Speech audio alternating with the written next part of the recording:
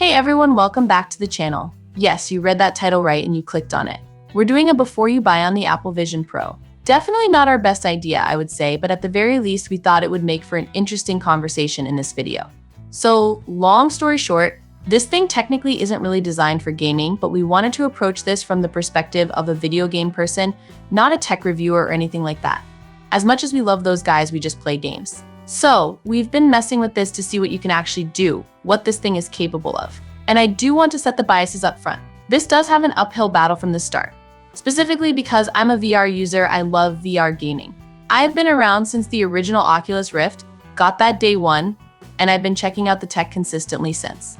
And yes, straight up, the Meta Quest 3 is a much better buy for a gamer, capability-wise. What it can do, you get so much more bang for your buck. I just wanted to get that straight away, that is obvious. And yeah, with the Apple Vision Pro costing upwards of $3,500, I cannot in good conscience recommend that anybody buy this. There are some very cool, interesting things to talk about with this. Some things that Apple does right with this thing, but for $3,500, this thing should do my taxes and feed me dinner. We'll talk about some of those interesting things in a bit, and where this thing can be in the future, definitely, but in terms of gaming, not quite yet. So, there's a couple of ways you can engage and play video games on the Vision Pro. The first, the most obvious one, you access an app store and you get Apple's App Store ecosystem, the very closed-off ecosystem that you're able to download games specifically tailored for the Vision Pro. Most, as of right now, are more AR-like experiences because the Vision Pro is focused on pass-through cameras. Most of these games involve seeing your physical world and engaging in a small game in front of it. Lego Builder Journey was a good example. It's fun, it's simple. There are more complex Lego VR games out there, but this is a pretty simple, fun one, easy to kind of play around with. It's like a puzzle game to get Lego bricks to navigate a little guy from one corner to the other. There's like a free mode, and the way it projects in your environment is pretty interesting. The way the Lego bricks just exist in your environment is very impressive. That's just one example, but the App Store is filled with experiences like this, as well as regular App Store games that are slightly updated to kind of take advantage of the Vision Pro. Along with that, this thing will run apps like iPad and some iPhone apps, and you can just have them in your world on a big screen right in front of you. Some of them, depending on how complicated the controls are actually pretty easy to navigate within Apple's input system on the Vision Pro. But this is where there is some fun to be had. Like if you've already listened to some other Apple Vision Pro videos, from a productivity standpoint, you can have your email, your apps, your calendars all across the room. You can have Discord over there, this over here. So what I was kind of into doing was having an iPad game app, like say an actual real console game ported to iOS, like Knights of the Old Republic. And as I'm going through my RPG battles in Knights of the Old Republic, I also have a YouTube video on the side and I'm hanging out.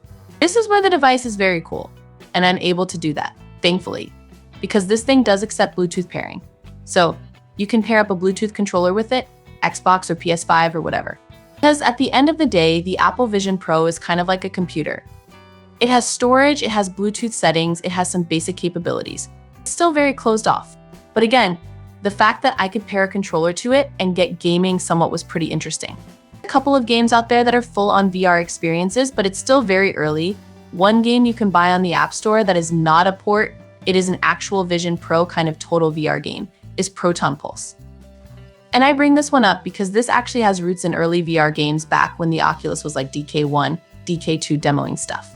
So, it's cool to experience that here, and as an actual functional VR device, even though this is a very simple and basic game, you see that it does have the capabilities. Input is only based though around movement and the pinch, because the Vision Pro doesn't have actual controller VR type things. It's going to be a little trickier for the developers to port some games over. Tracking is very good, and the pinch to click input does work really, really well. But for right now, we do get games like Proton Pulse where it's pretty basic. It's kind of like a big Pong type game where you're playing with the movement of your head. Usually, it's pretty cool, but it's very simple. And it reminds me, just this whole experience, it does remind me of the early days of getting an iPhone where you didn't really know what to do with it yet. There are a couple of fun little silly apps on it, and that was it. And of course, the question on everybody's mind is how do the other ecosystems work with this thing? Well, that's a limitation with the Vision Pro. Other more traditional VR-focused headsets allow you to plug it into your computer, work with Steam, Steam Link, Xbox Game Pass, stuff like that. Here, it's a little more compromised. You can do stuff, and if you are in PlayStation's ecosystem or Xbox's ecosystem, you can take advantage of stuff, but it's not perfect. So, with PlayStation, Despite there being a remote play app for iOS here, you can't use it.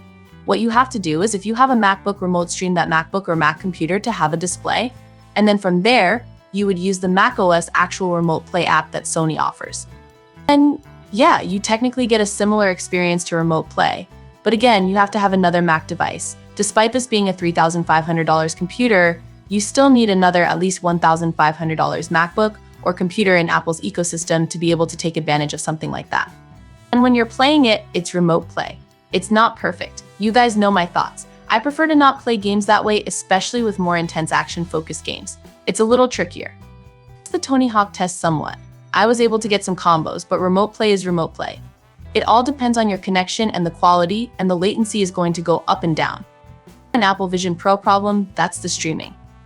Apple Vision Pro is a truly amazing product that delivers futuristic eye and hand tracking interface along with breathtaking 3D video and truly impressive AR apps. It's also a magical way to extend your Mac. Some early performance bugs that need to be worked out, the battery can get in the way, and digital persona is a bit creepy and needs work. So what are your thoughts and what you think about Apple Vision Pro? Opinions in the comments below. And if you enjoyed this video, don't forget to like, subscribe, and hit that notification bell for more gaming updates. Until next time, happy gaming!